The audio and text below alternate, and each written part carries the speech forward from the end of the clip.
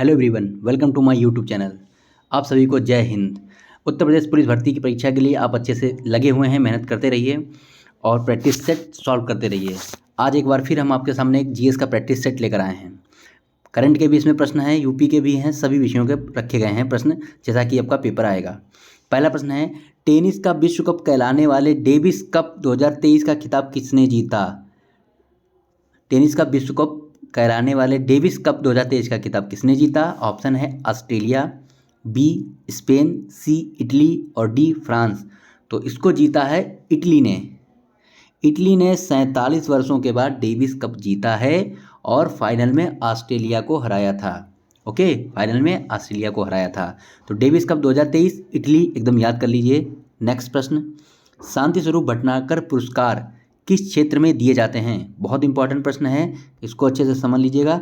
शांति स्वरूप भटनागर पुरस्कार किस क्षेत्र में दिए जाते हैं? ऑप्शन है गणित के क्षेत्र में, विज्ञान के क्षेत्र में, पर्यावरण के क्षेत्र में, कृषि के क्षेत्र में। तो इसका आंसर है विज्ञान के क्षेत्र में। शांति स्वरूप भटनागर पुरस्कार विज्ञान के क्षेत्र में दिए जाते हैं और ये 7 शाखाओं में 12 वैज्ञानिकों को 2023 में दिए गए हैं। ठीक है, नेक्स्ट प्रश्न में चलते हैं। सूर्य का अध्ययन करने वाले उपग्रह को इसरो ने सितंबर 2023 में किस उपग्रह का प्रक्षेपण किया? सूर्य का अध्ययन करने के लिए इसरो ने सितंबर 2023 में किस उपग्रह का प्रक्षेपण किया था? ऑप्शन है आदित्य L1, आर्यभट्ट, रैमसेट, रोहिणी। तो इसका आंसर है आदित्य L1। आप सब जानते हैं आदित्य L1 को 2 सितंबर 2023 को भेजा गया था। किस रॉकेट द्वारा? PSLV C57 रॉकेट द्वारा इसको भेजा गया था।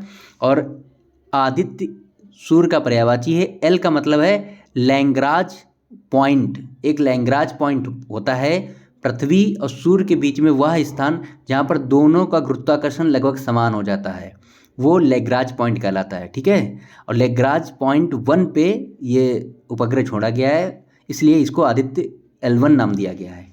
ठीक है, अगला प्रश्न, 26वां राष्ट्रीय ई गवर्नेंस सम्मेलन 2023 कहाँ पर आयोजित किया गया था? बहुत अच्छा प्रश्न है। 26वां राष्ट्रीय ई गवर्नेंस सम्मेलन 2023 का आयोजन कहाँ पर किया गया था? ऑप्शन ए है नई दिल्ली, बी है भोपाल, सी है इंदौर, डी है पुणे। तो इसका जो आयोजन किया गया था वो इंदौर में किया गया था। समझ लीजिए, याद कर लीजिएगा। 24 से 25 अगस्त 2023 के बीच। और इसकी जो थीम थी, 26वां राष्ट्रीय ई गवर्नेंस सम्मेलन 2023 था, उसकी जो थीम थी developing India empowering citizen. Developing India empowering citizen, ये इसकी थीम थी। ठीक है, अगला प्रश्न, सूर्य किरण 2023 युद्ध अभ्यास भारत और किस देश का संयुक्त सैन्य अभ्यास है? सूर्य किरण जो युद्धाभ्यास किया जाता है भारत और किस देश के साथ किया जाता है? ऑप्शन है श्रीलंका, नेपाल, भूटान, पाकिस्तान। तो इसका आंसर क्या होगा? इसका जो आपका आंसर है वो है नेपाल। ठीक है, सूर्य किरण जो युद्धाभ्यास है भारत और नेपाल के बीच किया जाता है। यह 2023 में पिथौरागढ़ उत्तराखंड में नेपाल भारत की सेनाओं के बीच में किया गया है। भारत और श्रीलंका के साथ जो युद्धाभ्यास किया जाता है उसका नाम मित्र शक्ति है। मित्र शक्ति, भारत और श्रीलंका के बीच मित्र शक्ति युद्ध अभ्यास किया जाता है। भूटान और पाकिस्तान के साथ नहीं करता, भूटान एक छोटा देश है, और पाकिस्तान के साथ भारत नहीं करता है। ठीक है, अगला प्रश्न देखते हैं। निम्नलिखित में से कौन सा उत्तर प्रदेश का लोकगीत नहीं है? 4 ऑप्शन है, इनमें से कौन उत्तर प्रदेश का लोकगीत नहीं है? ऑप्शन देखते हैं। बिरहा, बिरहा उत्तर प्रदेश का लोकगीत है। कजरी भी लोकगीत है। ढोला मारू, यही हमारा आंसर है। और रसिया भी उत्तर प्रदेश का लोकगीत है। ढोला मारू उत्तर प्रदेश का लोकगीत नहीं है। ढोला मारू राजस्थान का लोकगीत है। ठीक है, राजस्थान का। ठीक है, 7वें प्रश्न में चलते हैं। निम्नलिखित में से किस स्थान पर धमेक स्तूप और चौखंडी स्तूप बने हैं? बहुत अच्छा प्रश्न है। धमेक स्तूप और चौखंडी स्तूप, ठीक, बहुत इंपॉर्टेंट है। कहाँ पर हैं? Option A Sanchi, B Sarnath, C Bodhgaya, D Sankisa. इसका आंसर है सारनाथ। वाराणसी में सारनाथ में धमेक स्तूप है और चौखंडी स्तूप है। और सारनाथ में ही क्या हुआ था, जो महात्मा बुद्ध थे इन्होंने अपना पहला उपदेश दिया था। सांची में सांची स्तूप है। ठीक है, बोधगया में उन्हें ज्ञान प्राप्त हुआ था। संकिसा जो जगह है वो भी बौद्ध धर्म से संबंधित है। ठीक है, अगला प्रश्न, कस्तूरबा गांधी बालिका विद्यालय योजना कब शुरू की गई थी? आपने बहुत नाम सुना होगा कस्तूरबा गांधी विद्यालयों के बारे में। इसमें ग्रामीण क्षेत्र में ये बनाए गए हैं, ग्रामीण क्षेत्र की बालिकाओं के लिए, ग्रामीण क्षेत्र की बालिकाओं की शिक्षा के लिए कस्तूरबा गांधी विद्यालय बनाए गए थे और इसमें कक्षा 12 तक की शिक्षा दी जाती है। किस वर्ष ये योजना शुरू हुई थी? 2004 में। कस्तूरबा गांधी विद्यालय योजना 2004 में शुरू की गई थी, समझ लीजिए। अगला प्रश्न है, निम्नलिखित में से कौन सी नदी उत्तर दिशा की ओर नहीं बहती है? बहुत अच्छा प्रश्न है ये। कौन सी नदी उत्तर दिशा की ओर नहीं बहती है? ये है आपकी गंगा और ये है यमुना और ये मान लीजिए इलाहाबाद, यहाँ पे इलाहाबाद में यमुना मिल जाती गंगा में। चंबल नदी, तो ये चंबल ऐसे निकल के आती है तो उत्तर की ओर बह रही है। केन, ये भी उत्तर की ओर बह रही है। बेतवा, ये भी उत्तर की ओर बह रही है। गंडक नदी, गंगा की सहायक नदी, ये नेपाल से उतर के यहाँ आती है। तो चंबल उत्तर की ओर बहती है, केन बहती है, बेतवा बहती है, गंडक नहीं बहती है। तो गंडक इसका आंसर हो गया, गंडक गंगा की सहायक नदी है। ठीक है, गंडक नदी को ही शालिग्रामी नदी कहते हैं। जो शालिग्राम पत्थर होते हैं सफ़ेद और काले मिक्स वाले, जिनकी सत्यनारायण कथा में यूज किए जाते हैं, वो गंडक नदी में मिलते हैं। ओके, 10वां प्रश्न, उत्तर प्रदेश का सबसे पुराना वन्यजीव विहार कौन सा है? उत्तर प्रदेश में कई वन्यजीव विहार हैं, एक राष्ट्रीय नेशनल पार्क है। ठीक है, तो वन्यजीव विहार कौन सा सबसे पुराने की यहाँ बात की गई है? तो देखते हैं, किशनपुर वन्यजीव विहार। किशनपुर वन्यजीव विहार लखीमपुर में है, 1972 में बना था। कतरनिया घाट वन्यजीव विहार, कतरनिया घाट वन्यजीव विहार बहराइच में है, 1976 में बना था। चंद्रप्रभा वन्यजीव विहार चंदौली डिस्ट्रिक्ट में है, 1957 में बनाया गया था, डिसाइड किया गया था।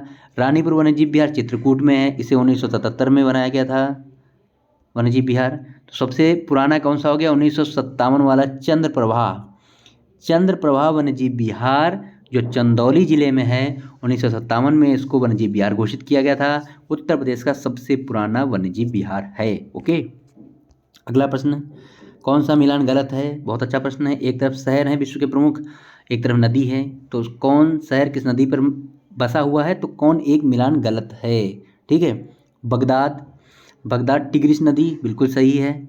बगदाद किसकी राजधानी है? बगदाद इराक की राजधानी है, टिग्रिस नदी पे बसा है। रोम डेन्यूब नदी, बिल्कुल गलत। रोम इटली की राजधानी है, डेन्यूब नदी पर नहीं बसा है रोम। टाइबर नदी पर रोम बसा है, डेन्यूब पे नहीं। लंदन टेम्स नदी पे बसा है, बिल्कुल सही। काहिरा मिस्र की राजधानी, नील नदी पे, बिल्कुल सही। ऑप्शन नंबर बी हमारा आंसर है, ये मैच गलत है। डेन्यूब नदी एक यूरोप की सबसे बड़ी नदियों में से एक है और इस पर हंगरी की राजधानी बुडापेस्ट बसा है, सर्बिया की राजधानी बेलग्रेड बसा है, ऑस्ट्रिया की राजधानी वियना बसा है डेन्यूब नदी पे। ठीक है, लेकिन रोम टाइबर नदी पर बसा है। अगला प्रश्न, गांधी जी किसे अपना राजनीतिक गुरु मानते थे?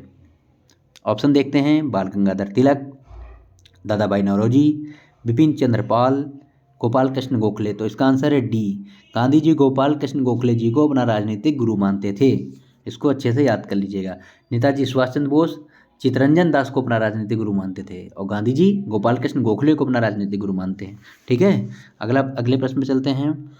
भारत छोड़ो आंदोलन किसके समग्र नेतृत्व में चलाया गया था? आप जानते हैं 1942 में भारत छोड़ो आंदोलन की शुरुआत हुई थी। अंग्रेजों भारत छोड़ो वाला नारा दिया गया था, तो किसने इसमें नेतृत्व किया था? Option number A Jawaharlal Nehru, B Mahatma Gandhi, C Jawaharlal Nehru. Option number D है आंदोलन नेतृत्व विहीन था। तो यही आंसर है, आंदोलन नेतृत्व विहीन था। और नेतृत्व विहीन था क्यों? क्योंकि जैसे ही आंदोलन की शुरुआत हुई थी, अंग्रेजों ने ऑपरेशन जीरो आवर के तहत सभी नेताओं को गिरफ्तार कर लिया था। समझ रहे हैं, सभी प्रमुख नेताओं को ऑपरेशन जीरो आवर के तहत गिरफ्तार कर लिया गया था, इसलिए आंदोलन नेतृत्व विहीन हो गया था और वो चलता रहा। ठीक है, अगला प्रश्न, अलीगढ़ मुस्लिम विश्वविद्यालय की स्थापना किसने की थी? ठीक है, बहुत अच्छा प्रश्न है, इसको समझ लीजिएगा। अलीगढ़ मुस्लिम विश्वविद्यालय की स्थापना किसने की? ऑप्शन है दादा भाई नौरोजी, अब्दुल लतीफ़, मिर्ज़ा गुलाम अहमद, सर सैयद अहमद खां। तो सर सैयद अहमद खां इसका बिल्कुल आंसर है। 1875 में सबसे पहले मोहम्मडन एंग्लो ओरिएंटल स्कूल की स्थापना की गई। मोहम्मडन एंग्लो ओरिएंटल स्कूल 1875 में स्थापित किया गया। वही स्कूल 1878 में मोहम्मडन एंग्लो ओरिएंटल कॉलेज बन गया, और 1920 में वही स्कूल AMU बन गया, अलीगढ़ मुस्लिम यूनिवर्सिटी बन गया। ठीक है, 1920 में अलीगढ़ मुस्लिम विश्वविद्यालय बन गया, यानी अलीगढ़ मुस्लिम विश्वविद्यालय की स्थापना कब हुई, तो इसका आंसर आता है 1920। संस्थापक सर सैयद अहमद खां को ही माना जाएगा। ओके, 15 प्रश्न है, भारत में प्रथम भारतीय महिला विश्वविद्यालय की स्थापना किसने की थी। महिला शिक्षा से संबंधित कौन व्यक्ति थे जिन्होंने महिलाओं की शिक्षा के लिए बहुत कार्य किया और भारत का प्रथम महिला विश्वविद्यालय खोला। ऑप्शन देखते हैं, ईश्वरचंद विद्यासागर, राजा राम मोहन राय, DK कर्वे, सर सैयद अहमद खां। तो इसका आंसर है C, DK कर्वे ने बम्बई में, उसमें बम्बई कहते थे मुंबई को, बम्बई में इन्होंने 1906 में भारत का पहला महिला विश्वविद्यालय खोला था, DK कर्वे ने। याद कर लीजिए, समझ लीजिए। 16 प्रश्न पर चलते हैं, भारत के किस शासक के दरबार में प्रशासन को चलाने के लिए अष्टप्रधान यानी 8 मंत्री थे। बहुत अच्छा प्रश्न है। अष्टप्रधान किसके दरबार में थे। A Hemu Vikramaditya, B Shivaji, C Krishnadevaraya, D Alauddin Khilji. तो इसका आंसर है शिवाजी। शिवाजी के दरबार में अष्टप्रधान थे जो प्रशासन चलाते थे। उसमें कौन कौन था, पेशवा, आमात्य, वकाया नवीस, शुरू नवीस, सुमंत, सरे नौबत, पंडित राव, न्यायाधीश, इतने लोग थे। तो अष्टप्रधान शिवाजी के दरबार में थे और कृष्णदेव राय के दरबार में अष्टदिग्गज थे। दोनों को समझ लीजिएगा, इनके दरबार में अष्टदिग्गज थे और ये तेलुगु के जो महान कवि लेखक थे वो अष्टदिग्गज थे। अष्टप्रधान शिवाजी के दरबार में थे जो प्रशासन के प्रमुख अधिकारी थे, मंत्री थे। ओके, अगला प्रश्न, स्वामी विवेकानंद का बचपन का क्या नाम था। बहुत अच्छा प्रश्न है, इसको आप समझ लीजिएगा। तो देखते हैं ऑप्शन नंबर 1, एक सेकंड, पहला है मूल शंकर। तो मूल शंकर दयानंद सरस्वती जी का नाम था। दयानंद सरस्वती जी का मूल नाम था मूल शंकर। तुलसीदास, ये था शिवदयाल साहब, शिवदयाल साहब जिन्होंने राधा स्वामी सत्संग जो स्थल है, राधा स्वामी सत्संग के संस्थापक हैं तुलसीदास शिवदयाल साहब, इनका नाम था। नरेंद्र दत्त इसका आंसर है। स्वामी विवेकानंद जी का बचपन का नाम था नरेंद्र दत्त। गजाधर चट्टोपाध्याय किसका नाम था, यह था रामकृष्ण परमहंस। रामकृष्ण परमहंस का बचपन का नाम गजाधर चट्टोपाध्याय था। स्वामी विवेकानंद जी का बचपन का नाम नरेंद्र दत्त था। ओके, अगले प्रश्न पे हम चलते हैं। अमीर खुसरो का जन्म 1253 में हुआ, बिल्कुल सही। उत्तर प्रदेश के किस जनपद में हुआ। अमीर खुसरो का जन्म 1253 में उत्तर प्रदेश के किस जनपद में हुआ। Option number A Etah, B Kasganj, C Bareilly, D Aligarh. इसका आंसर है कासगंज। कासगंज में एक जगह है पटियाली, यहाँ पर तूतीय हिंद यानी तोता हिंद, भारत का तोता कहा जाता है, अमीर खुसरो का जन्म हुआ था। ठीक है, बहुत सारी इनकी पुस्तकें हैं। हड़प्पा कालीन स्थल लोथल किस नदी पर अवस्थित है। कौन सा शहर हड़प्पा कालीन, प्राचीन या वर्तमान का किस नदी पर अवस्थित है। ये प्रश्न बहुत इंपॉर्टेंट है, आप इसको समझ लें, याद कर लें। हड़प्पा कालीन स्थल लोथल गुजरात में है। यह एक बंदरगाह था, गोदीवाड़ा था लोथल। किस नदी पर अवस्थित है, आंसर है भोगवा नदी पर। लोथल भोगवा नदी पर था। हिंडन नदी पर कौन था, आलमगीरपुर, ये मेरठ जिले में है उत्तर प्रदेश के। रावी नदी पर था हड़प्पा रावी नदी पर था। सिंधु नदी पर मोहनजोदाड़ो बसा है। ठीक है, सिंधु नदी पर मोहनजोदाड़ो था। ओके, 20वां प्रश्न, कौन सा मिलान गलत है। एक तरफ मंदिर गुफाएं वगैरह हैं और उनसे संबंधित वो जो शासक थे, वंश थे, किन वंश के शासकों ने मंदिर या गुफाएं बनाई। देखते हैं, एलोरा की गुफाएं, राष्ट्रकूट, बिल्कुल सही है। मीनाक्षी मंदिर पांड्य शासकों ने, बिल्कुल सही है। खजुराहो के मंदिर, खजुराहो जो संबंधित है गुप्त काल, बिल्कुल गलत। महाबलीपुरम पल्लव, बिल्कुल सही। ऑप्शन नंबर C हमारा आंसर है, यही गलत है। और खजुराहो गुप्त काल का नहीं, खजुराहो के जो मंदिर है गुप्त काल के नहीं, चंदेल वंश के शासकों ने खजुराहो में मंदिर बनाए हैं। किसने, चंदेल वंश। ठीक है, खजुराहो में जो कंदरिया महादेव का एक बहुत फेमस मंदिर है, चंदेल वंश का है। और भी कई मंदिर हैं, बहुत सारी चीज़ें हैं वहाँ पे। खजुराहो में चंदेल वंश के शासकों ने बनाया था। चंदेल वंश की संस्थापक शासक था नन्नुक ने चंदेल वंश की स्थापना की थी। ठीक है, अगला प्रश्न, तीर्थयात्रियों का राजकुमार किसे कहा जाता है? भारत में कई तीर्थयात्री आए प्राचीन काल से लेकर आधुनिक तक। उन तीर्थयात्रियों में किसे तीर्थयात्रियों का राजकुमार कहा जाता था? Option A Ibn Battuta. Ibn Battuta 1333 में मोरक्को से आया था भारत में। उसने एक किताब लिखी थी, किताबुल रहला। ठीक, ये आया था मोहम्मद बिन तुगलक के समय में 1333 में। मेगास्थनीज जो था वो सेलुकस निकेटर का एक दूत था जो चंद्रगुप्त मौर्य के दरबार में आया था। उसने पुस्तक लिखी मेगास्थनीज ने, इंडिका। फिर ऑप्शन नंबर सी यही इसका आंसर है। ह्वेनसांग जो चीनी यात्री था, हर्षवर्धन के काल में था, आया था, उसे तीर्थयात्रियों का राजकुमार कहा जाता है। उसने एक पुस्तक लिखी थी सी यू की, उसका नाम था सी यू की। ठीक, अब्दुल रज्जाक आया था देवरादिति के समय में। विजयनगर साम्राज्य का एक शासक था देवरादिति के समय में, देवरादिति था, उसके समय में अब्दुल रज्जाक फारस का ये यात्री आया था। तो हमारा आंसर क्या है? ह्वेनसांग तीर्थयात्रियों का राजकुमार कहा जाता है। अगला प्रश्न है, सूर्य का व्यास पृथ्वी से कितना गुना अधिक है? बहुत अच्छा प्रश्न है, आपको पता होना चाहिए। सूर्य पृथ्वी से बहुत बड़ा है, तो कितना व्यास पृथ्वी से अधिक है उसका? 100 गुना, 109 गुना, 120 गुना, 200 गुना। तो 109 गुना आंसर है। सूर्य पृथ्वी से 109 गुना बड़ा है। ठीक है, 3 जनवरी को सूर्य पृथ्वी के सबसे नज़दीक होता है। ठीक है, अगला प्रश्न, निमोनिया से शरीर का कौन सा अंग प्रभावित होता है? बहुत अच्छा प्रश्न, वीडियो परीक्षा में आया था 2016 में, और भी कई जगहों पे आया है। निमोनिया से शरीर का कौन सा अंग प्रभावित होता है? ऑप्शन नंबर ए यकृत, बी फेफड़े, सी आंखें, डी किडनी। तो इसका आंसर है बी फेफड़े। निमोनिया से फेफड़े प्रभावित होते हैं। ठीक है, अगला प्रश्न, अस्पताल में बनी कैथ लैब का संबंध किससे है? एक कैथ लैब होती है अस्पतालों में, ये भी प्रश्न आ चुका है, उसका संबंध किससे होता है?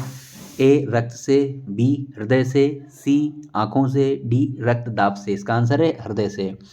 कैथ लैब में हृदय की जो पंपिंग है, हृदय के जो चेंबर हैं उनके बारे में निरीक्षण किया जाता है, उनके बारे में जांच की जाती है। ओके, 25वां प्रश्न है। ठीक है, हमारे रुधिर का कितने प्रतिशत भाग प्लाज्मा होता है? हमारे जो ब्लड है, हमारा खून है, रक्त है, इसमें प्लाज्मा भी होता है। तो खून का, ब्लड का कितना प्रतिशत प्लाज्मा होता है, ये भी प्रश्न कई बार आया है। ऑप्शन नंबर ए 20 से 40%, 30 से 60%, 55 से 60%, 70 से 80%। इसका आंसर है सी 55 से 60%। रक्त में 55 से 60% प्लाज्मा होता है। एकदम इसको याद कर लीजिए, ये याद करने वाली चीज़ है। खून में, ब्लड में, रक्त में 55 से 60% प्लाज्मा होता है। अगला प्रश्न, क्विक सिल्वर किस धातु को कहते हैं? बहुत अच्छा प्रश्न है। क्विक सिल्वर किस धातु को कहते हैं? Option number A bromine, B platinum, C पारा, डी लोहा। इसका आंसर है पारा। पारे को क्विक सिल्वर कहते हैं। कमरे के ताप पर द्रव्य अवस्था में पाई जाने वाली जो धातु है वो पारा है। ठीक है, द्रव्य अवस्था में कमरे के ताप पर पाई जाने वाली धातु पारा है। द्रव्य अवस्था में कमरे के ताप पर पाई जाने वाले अधातु कौन है? जब अधातु की बात करेंगे तब ब्रोमीन। ठीक, तब ब्रोमीन आएगा। ओके, ठीक। 27वां प्रश्न, राज्य पुनर्गठन अधिनियम 1955 को लागू करने के लिए कौन सा संविधान संशोधन किया गया? राज्य पुनर्गठन अधिनियम 1955 को लागू करने के लिए कौन सा संविधान संशोधन किया गया? ऑप्शन नंबर ए दूसरा संविधान संशोधन, बी 5वां संविधान संशोधन, सी 7वां संविधान संशोधन, डी 8वां संविधान संशोधन। इसका आंसर है सी 7वां संविधान संशोधन। 7वां संविधान संशोधन अधिनियम 1956 में किया गया था, 1956 में। ठीक, इसमें क्या किया गया? 14 राज्य बनाए गए थे और 6 केंद्र शासित राज्य। 14 राज्य और 6 केंद्र शासित राज्य बनाए गए थे। ओके, 28वां, भारतीय संविधान के किस अनुच्छेद में वित्तीय आपात के बारे में उपबंध दिया गया है? वित्तीय आपातकाल। ठीक है, तो हम लोग ऑप्शन देखते हैं। पहला है 352, 352 में आपातकाल की घोषणा है। 355 में क्या है? बाह्य आक्रमण और आंतरिक अशांति से राज्य की रक्षा करने का संघ का कर्तव्य, ये है। 356 में क्या है? राष्ट्रपति शासन, राज्यों में राष्ट्रपति शासन। ठीक है, जब उसका संवैधानिक तंत्र विफल हो जाता है। अनुच्छेद 360 में है वित्तीय आपातकाल। अनुच्छेद 360 में वित्तीय आपातकाल है। अभी भारत में एक बार भी वित्तीय आपातकाल नहीं लगा है, कभी नहीं लगा है। ठीक है, अगला प्रश्न 29वां, भारत की संघात्मक व्यवस्था किस देश के संविधान से प्रेरित है? भारत एक राज्यों का संघ होगा, अनुच्छेद 1 कहता है। ठीक है, संघात्मक व्यवस्था में क्या होता है? शक्तियां बटी होती हैं राज्य और केंद्र के बीच में। ठीक है, तो संघात्मक व्यवस्था किस देश से हमने ली है? क्योंकि हमारा संविधान कई देशों से जो चीज़ें हैं वो लेकर के बनाया गया है। ठीक है, लगभग 60 देशों के संविधान का वर्णन वो एनालिसिस करने के बाद, विश्लेषण करने के बाद हमारे संविधान निर्माताओं ने हमारे संविधान को बनाया है। इसीलिए भी इसका सबसे विस्तृत संविधान हमारा भारत का संविधान है। संघात्मक व्यवस्था किस देश से ली गई है? कनाडा से। ठीक है, संघात्मक व्यवस्था कनाडा के संविधान से प्रेरित है। ओके, अगला प्रश्न हम लोग देखते हैं। भारत के पहले मुख्य निर्वाचन आयुक्त कौन थे? ये प्रश्न खूब आता है, बार बार आता है, गलत बिल्कुल ना करें। भारत के पहले मुख्य निर्वाचन आयुक्त कौन थे? ऑप्शन नंबर ए केवी के सुंदरम। केवी के सुंदरम भारत के दूसरे मुख्य निर्वाचन आयुक्त थे। सुकुमार सेन पहले थे, बिल्कुल सही। रामादेवी पहली महिला।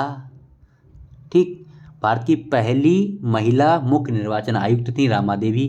टी.एन. शेषन भी भारत के मुख्य निर्वाचन आयुक्त रहे हैं। इन्होंने बहुत सुधार किया है चुनावों में, निर्वाचनों में। ठीक है, तो पहले निर्वाचन आयुक्त सुकुमार सेन। ठीक है, सुकुमार सेन। अगला प्रश्न, यदि किसी व्यक्ति के मौलिक अधिकारों का हनन होता है तो वह कहाँ जा सकता है? मौलिक अधिकारों का हनन हुआ तो कहाँ जा सकता है? सिर्फ सर्वोच्च न्यायालय में, बिल्कुल गलत। सिर्फ उच्च न्यायालय में, बिल्कुल गलत। सिर्फ जिला न्यायालय में, भी गलत। ऑप्शन नंबर डी बिल्कुल सही है, उच्च न्यायालय सर्वोच्च न्यायालय दोनों। अगर आपके मौलिक अधिकारों का हनन होता है तो अनुच्छेद 32 के तहत आप सर्वोच्च न्यायालय जा सकते हैं। अनुच्छेद 226 के तहत आप उच्च न्यायालय जा सकते हैं। ठीक है, अनुच्छेद 32 के तहत सर्वोच्च न्यायालय, अनुच्छेद 226 के तहत उच्च न्यायालय आप जा सकते हैं। ओके, 32वां प्रश्न है, राज्य विधानमंडल के सदन या सदनों के अधिवेशन बुलाने, उसको स्थगित करने तथा सत्रावसान करने का कार्य कौन करता है? जो राज्य हैं उनके सदन हैं, कहीं कहीं पर 2 सदनी सिस्टम है, तो वहाँ पर अधिवेशन बुलाने, उन्हें स्थगित करने, सत्रावसान करने का कार्य कौन करता है? ऑप्शन नंबर ए राष्ट्रपति, बी मुख्यमंत्री, सी राज्यपाल, डी संसद। तो आंसर है सी राज्यपाल। राज्यों में ये शक्ति राज्यपाल के पास में है। ओके, अगला प्रश्न, निम्नलिखित में से कौन सा नेशनल पार्क मध्य प्रदेश का नहीं है? बहुत अच्छा प्रश्न है, नेशनल पार्क भी आपको याद करने हैं। मध्य प्रदेश का कौन सा नहीं है national park? Bandhavgarh national park बिल्कुल है मध्य प्रदेश में। माधव नेशनल पार्क बिल्कुल है मध्य प्रदेश में। कान्हा नेशनल पार्क बिल्कुल है मध्य प्रदेश में। भीतरकनिका नेशनल पार्क मध्य प्रदेश का नहीं है। भीतरकनिका नेशनल पार्क कहाँ का है? उड़ीसा। कहाँ का है? उड़ीसा। ओके, उड़ीसा में भीतरकनिका, यहाँ पे कछुए बहुत पाए जाते हैं, घड़ियाल और मगरमच्छ। ओके, अगला प्रश्न है 34वां। इसमें क्या है? गंगा सागर द्वीप किस नदी के डेल्टा में है? बहुत इम्पॉर्टेंट प्रश्न है ये। गंगा सागर एक बहुत ही अच्छा धार्मिक स्थल है, द्वीप है, जहाँ पर बहुत लोग जाते हैं। और कहाँ पर है? ए गोदावरी नदी के डेल्टा में, बी गंगा नदी के डेल्टा में, सी कृष्णा नदी के डेल्टा में, डी कावेरी नदी के डेल्टा में। आंसर है इसका गंगा। गंगा ब्रह्मपुत्र का जो डेल्टा है वहाँ पर डेल्टा से बना हुआ है एक द्वीप है, गंगा सागर द्वीप। बहुत ही प्रसिद्ध है, धार्मिक स्थल है हिंदू धर्म में। ओके, वहीं पर एक और है न्यू मूर या मुरे भी कहीं कहीं लिखा मिलता है, एक ये भी द्वीप है। इस पर भारत और बांग्लादेश के बीच विवाद रहा है, हालांकि अभी भारत का उस पर अधिकार है। ठीक है, ये भी प्रश्न एक बार आ गया था।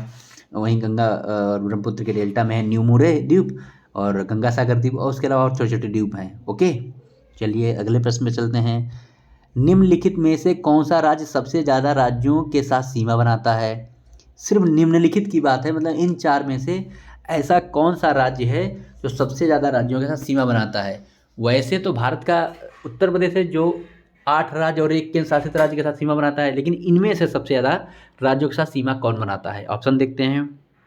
पहला है असम, तो हम लोग इसको लिख लेते हैं, पूरा समझ लेते हैं। असम बनाता है पश्चिम बंगाल के साथ सीमा, मेघालय के साथ सीमा, त्रिपुरा के साथ सीमा, मिजोरम के साथ सीमा, मणिपुर के साथ नागालैंड, अरुणाचल प्रदेश। तो 7 राज्यों के साथ असम बनाता है। एक एक समझ लीजिए, लिख लेता हूँ मैं। अब आती है तेलंगाना की बात। तेलंगाना सीमा बनाता है छत्तीसगढ़ से, महाराष्ट्र से, कर्नाटक से, आंध्र प्रदेश से। ठीक, ये हो गया 4 राज्यों से सीमा बनाता है। हिमाचल प्रदेश का देखिए, हिमाचल प्रदेश लद्दाख से, जम्मू कश्मीर से, पंजाब से, ठीक है। इसके अलावा हरियाणा से, उत्तर प्रदेश और उत्तराखंड से सीमा बनाता है। तो इसके भी कितने हो गए? 6 हो गए। झारखंड की बात करते हैं। झारखंड उत्तर प्रदेश, छत्तीसगढ़, बिहार, उड़ीसा, पश्चिम बंगाल से सीमा बनाता है 5। तो आंसर क्या हुआ? ए, असम। असम 7 राज्यों के साथ सीमा बनाता है। ओके, इतना समझ लीजिए, याद कर लीजिए। ठीक है, अच्छे से पढ़ते रहिए, मेहनत करते रहिए, लगातार प्रैक्टिस सेट मैं देता रहूँगा। हिंदी भी पढ़ते रहिए, मैथ भी, रीजनिंग भी, ठीक है। और जीएस में अच्छे ले आइएगा मार्क्स, सिलेक्शन पक्का हो जाएगा। ठीक है, धन्यवाद।